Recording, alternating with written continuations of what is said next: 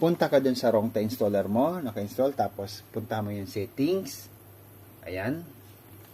Punta ka dun settings. Ayan, click natin yan. Tapos, scroll down tayo dito. Ayan. Kailangan to, yan. Naka-check. Yan, okay to. Naka-check si lock price key. Nga pala, ito yung mga password niya. Pwede mo itong baguhin kung anong gusto mo. Tapos, ganun pa man, kung ano man din yung gusto mo pang baguhin yung settings, ay yung ilak-lock mo, halimbawa ito sa lock set of system, pwede mo siyang i-lock. Ito yun. Ito yung button na yan. Pwede mo siya i-lock para wala na makakagalaw kung sino man. Ngayon, since na-check ko na yun ako gusto ko lang ito si price key lang i-lock ko.